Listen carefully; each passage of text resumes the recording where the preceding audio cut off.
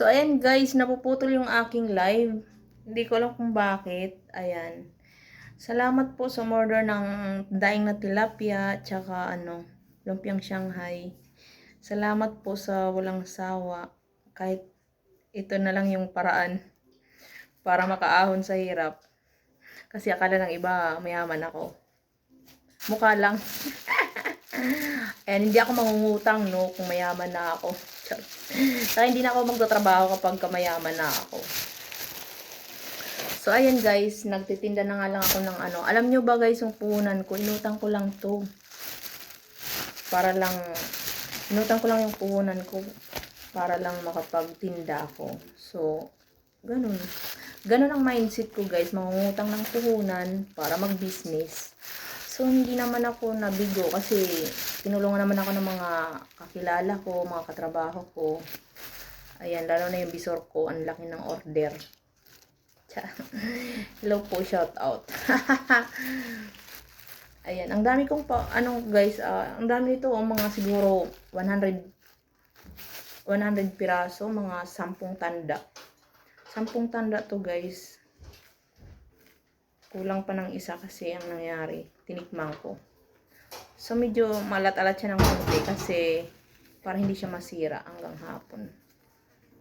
Totoy, tirahan mo ha. May kakain pa. Ikaw lang kumain dyan, Toy. Ay.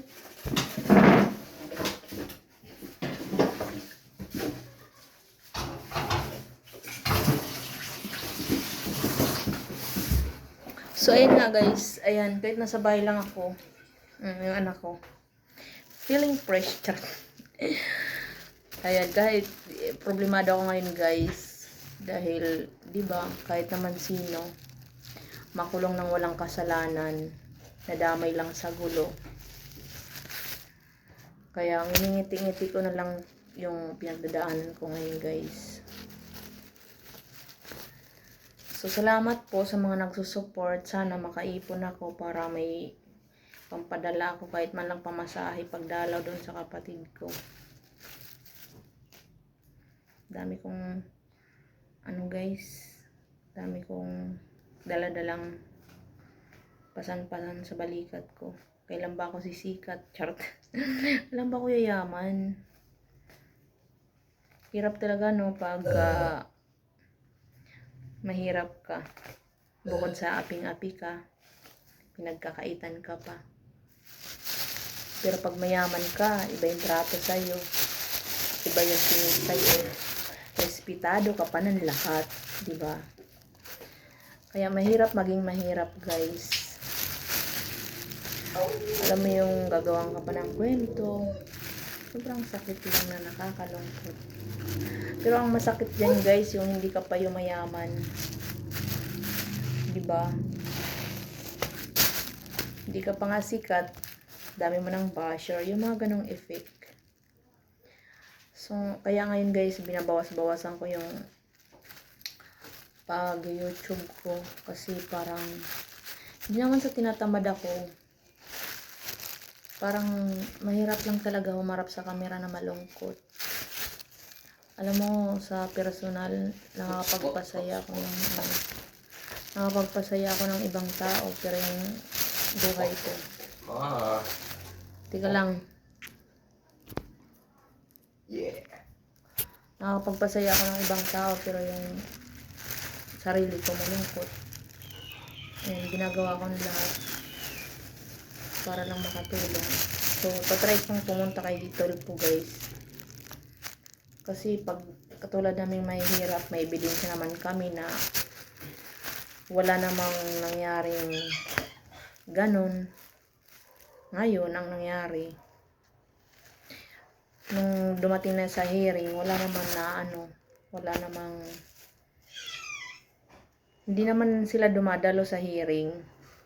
So, sabi ko sa tita ko, ituloy natin yung kaso. Hindi ako makamove on kasi, di ba, ikaw ba naman wala ang kasalanan, ikukulong ka, dadamputin ka na hindi man lang dinaan sa barangay, wala man lang soprena na naganap. Dinaig pa yung Diyos kong humatol, di ba?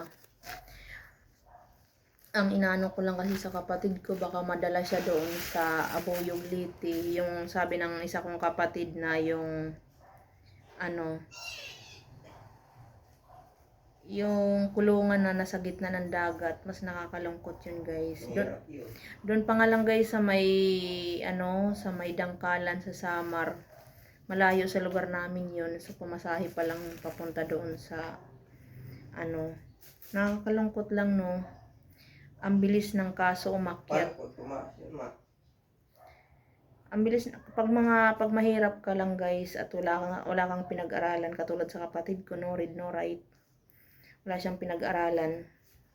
Wala man silang ebidensya tapos nung nag-medical na puro negative result. Ganon ang nangyari. Galing pa talaga gumawa ng kwento. Hindi lang nasunod yung gusto nila. Diba? Ibinalik lang ng stepmother ko yung bayad dahil ayaw na niya mag-alaga sa bata. So gumawa siya ng kwento na ginahasa daw yung anak niya. Masakit na, malungkot na, masalimuot. Pero wala akong magawa. Kaya nag-ano ako ngayon guys, nagsusumikap ako magtinda-tinda ngayon para may pamasahe ako pauwi ng Samar. Para masampahan ko rin ang kaso yung kapatid, yung ano, yung nagpakulong sa kapatid ko. Pupunta ako sa barangay nila guys.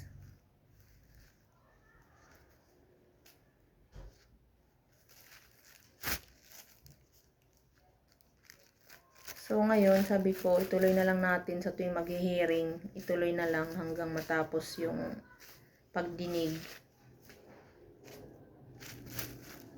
So ayun lang guys. Baka hanggang dito na lang muna yung ano ko, yung live ko.